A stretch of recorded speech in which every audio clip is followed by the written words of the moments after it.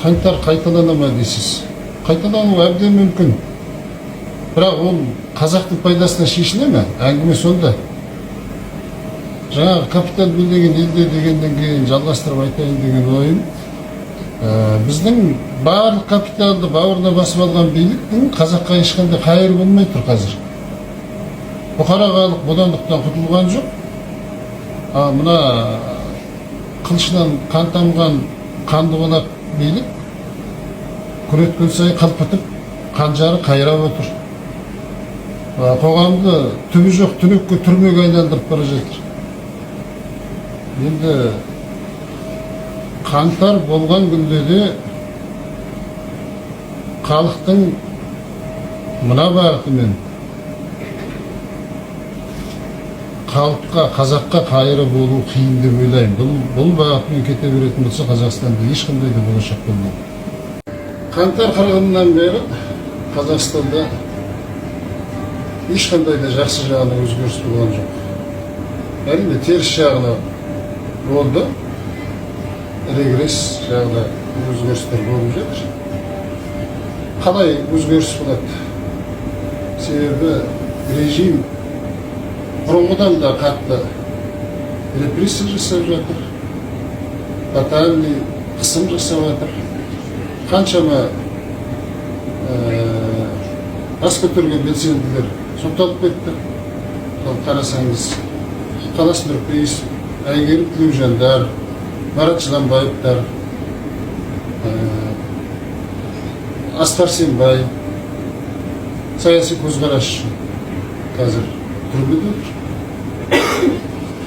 Қарапайым қаңтаршылдығын айтамын деген журналист Думан Мұхаммедкәрді де 7 жылға соттап жіберді мысалы.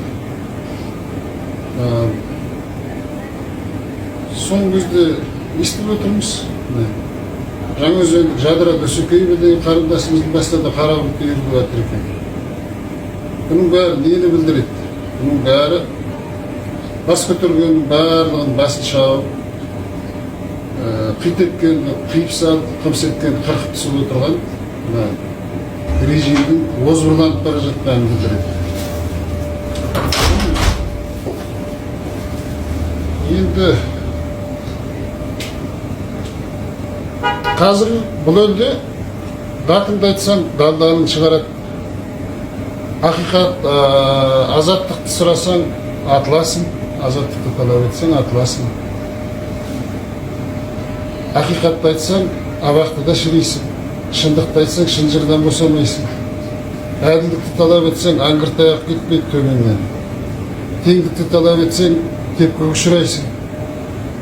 Бостандықты талап етсең бұғаудан босамайсың. Енді шаман келгенше ертең күннен үміт үзгім келмейді, оптимист болмақ келіп, бірақ нақты жағдай, нағыз қоғамның шындығы осыған итермелейді, осыны ойлауға мәжбүр етеді. Мысалы, қараңыз, ешқандай да қай салаға барсаңыз да, қай саланы алсаңыз да, әділдікке жете алмай аңырап жүрген халық.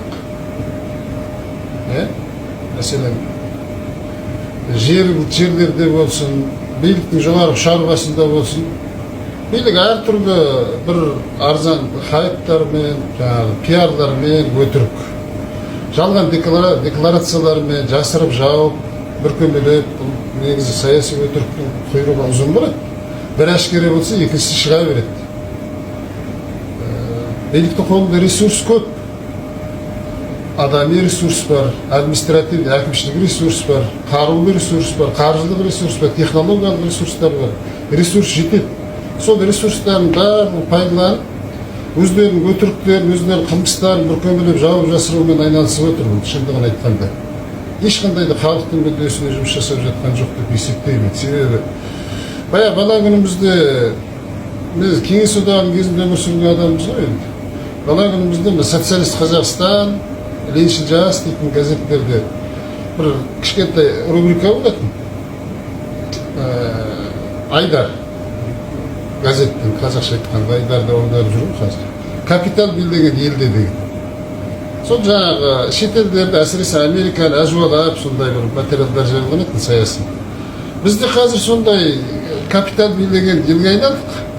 Ал биздин сол кезде күлүп жүргөн капитал бийлеген элдерибиз азыр демократиянын озук шыңына, өркөнияттин шыңына чыгып алды да, биз сол баягыша дамушума әлде артта калушума элге айналдык. Азыр кандай коомдо өмүр сүрүп жатканыбыз түшүнүксүздөй болуп кетти. Мен типти алыска бармай кечеги Талгарда окуйганы эске алсаңыз да жеткиликтүү. Адам жан түршүгөтүн жагдай.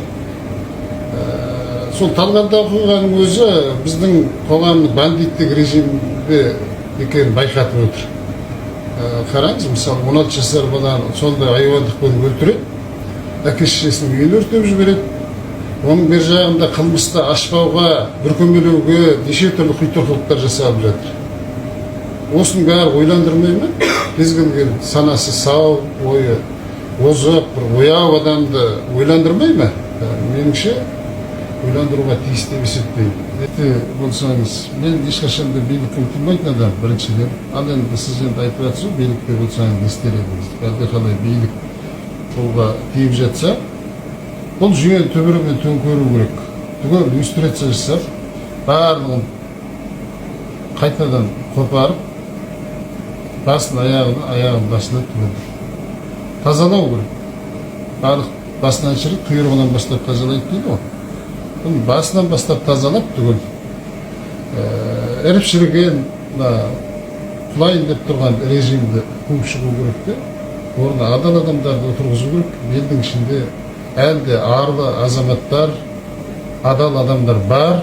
Елдің болашағынан үміт үзбей жүрген, осы қазақты, Қазақстанды бір жақсылыққа жеткіземін деп жүрген жігіттер мен қыздар бар. Құдай тек сол жігіттер мен ақ ниетті адал адамдардың қолына билік тиюге, сондай күнде жүздесуге жазсын.